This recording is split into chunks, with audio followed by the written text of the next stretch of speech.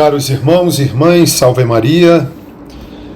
Nesta segunda-feira, memória facultativa de São Vicente, diácono e mártir da Santa Igreja Católica. Na liturgia da palavra, nós ouvimos o Evangelho segundo São Marcos, capítulo 3, versículos do 22 ao 30. Naquele tempo, os mestres da lei que tinham vindo de Jerusalém diziam que ele estava possuído por Belzebu e que pelo príncipe dos demônios ele expulsava os demônios.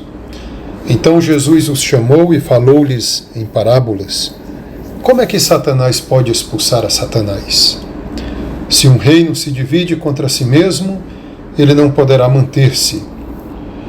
Se uma família se divide contra si mesma, ela não poderá manter-se. Assim, se Satanás se levanta contra si mesmo e se divide, não poderá sobreviver, mas será destruído. Ninguém pode entrar na casa de um homem forte para roubar seus bens sem antes o amarrar. Só depois poderá saquear sua casa. Em verdade vos digo, tudo será perdoado aos homens, tanto os pecados como qualquer blasfêmia que tiverem dito, mas quem blasfemar contra o Espírito Santo nunca será perdoado, mas será culpado de um pecado eterno. Jesus falou isso porque diziam: ele está possuído por um espírito mau. Louvado seja nosso Senhor Jesus Cristo, para sempre seja louvado. Queridos irmãos e irmãs, um dos 10 mandamentos da lei de Deus diz: não tomar o santo nome de Deus em vão. Alguém poderia dizer que são só palavras quando nós contamos alguma piada de mau gosto envolvendo os santos, envolvendo Santa Maria, Mãe de Deus, envolvendo o próprio Jesus, as coisas celestes, mas a palavra tem poder, como nós ouvimos aqui no Evangelho. As pessoas só diziam que Jesus tinha um espírito mau. E Jesus pesou a força dessas palavras e o peso foi tremendo, a ponto de Jesus dizer que aqueles que blasfemarem contra o Espírito Santo serão culpados de um pecado eterno. A blasfêmia, ela consiste em palavras, mais no que fazer. Se eu derrubo, destruo uma imagem, eu estou cometendo um sacrilégio. O sacrilégio, ele se refere mais ao ato. Se eu pisoteio uma hóstia consagrada, estou cometendo um sacrilégio ou profanação. Agora, quando eu profiro palavras que insultam a verdade da fé, eu cometo então uma blasfêmia.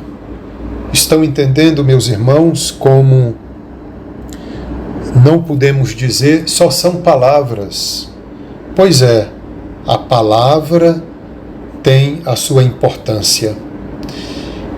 Jesus considerou a blasfêmia contra o Espírito Santo um pecado eterno, porque os seus opositores diziam que ele estava com o espírito mau. E o espírito que enchia Jesus era o Espírito de Deus, o Espírito Santo. Jesus foi o único que teve o Espírito em plenitude.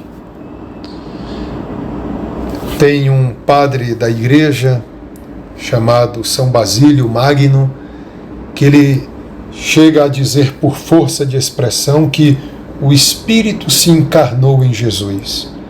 Em outras palavras, os laços entre o Espírito Santo, a terceira pessoa da Santíssima Trindade, e Jesus eram tão fortes esses laços, a ponto de São Basílio se expressar nesses termos, que o Espírito se encarnou em Jesus.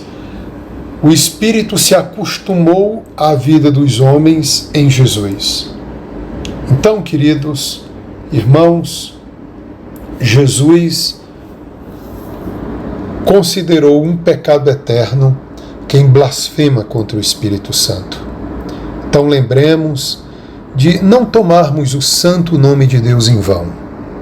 Lembremos que não podemos faltar o respeito contando piadas, pronunciando palavras de mau gosto contra o mistério da nossa fé, contra os santos, contra a Virgem Maria, contra a Trindade Santíssima. Jamais digamos algo de desrespeitoso contra esses que compõem o nosso grande mistério da fé. Peçamos então a proteção de São Vicente, que viveu nos inícios da Santa Igreja Católica. Ele foi torturado com o seu bispo, chamado Valério. Vicente era diácono desse bispo, ele era espanhol. O seu bispo, Valério, era bispo de Saragossa, na Espanha, e os dois foram submetidos a um duro suplício, mas resistiram no testemunho da fé, diante do vigor, da virilidade, da santidade desses dois homens de Deus. Daciano, enfurecido, mandou para o exílio Valério e mandou para passar por grandes tormentos o diácono Vicente. Enfim, Vicente então selou a sua vida nesse mundo por meio do martírio.